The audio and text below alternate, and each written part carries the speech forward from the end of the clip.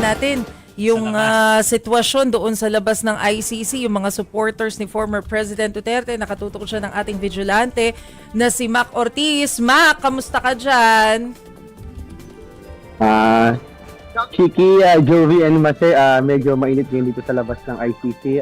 Andito pa rin yung mga supporter ni former President Rodrigo Roa Duterte. Actually, kaka-break lang. Tapos, nakausap natin kanina si Attorney Sal Panelo. Sinasabi niya nga, habang siya kumakain. Habang kumakain. Yeah. Actually, pangatlong beses ko na siya na-interview na palaging timing na habang kumakain siya. Mabuti, pumapayag naman siya na habang kumakain. Alam mo ba? Alam ko nga kung anong ulam na kinakain niya nung unang beses mo ginawa yun eh. Dinuguan. Mga dinuguan. So, dyan talaga nakikain. Pero, Mac, marami pa bang tao dyan? Gaano pa kadami yung mga nakikita mo dyan sa labas?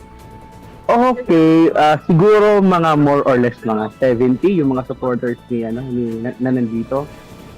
Tapos kanina kasi nag-break nakausap natin si Attorney Sal. Gusto niya daw magpa-credit na maging panel. Yung purpose niya doon ay para mabisita si former president para makumusta niya doon sa kulungan, sa detention.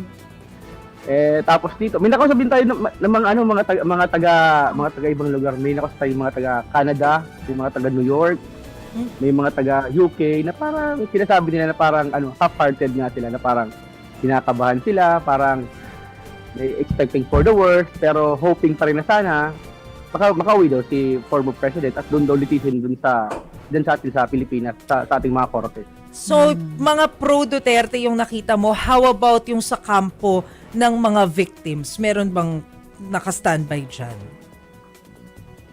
Sa likod ko, actually, yan yung entrance ng ICC.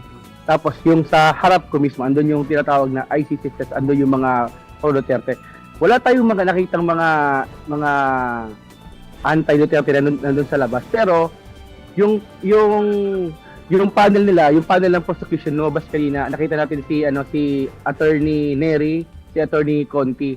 Pero yung mga kamag-anak ng mga victims, hindi natin sila doon nakita. Ang sabi nila, nung na-interview ko sila kaninang umaga, bago sila pumasok, magpapa-interview ata sila, after na lang daw nung hearing, yung mga victims. Pero sinabi nila kanina, nung mga victims na parang kinakabahan daw sila, parang bumabalik daw ba yung trauma, parang natatakot sila kung ano daw yung maririnig na doon kay Attorney Kaufman. Tapos hiningi din natin yung comment ni Shira. Yan si Shira.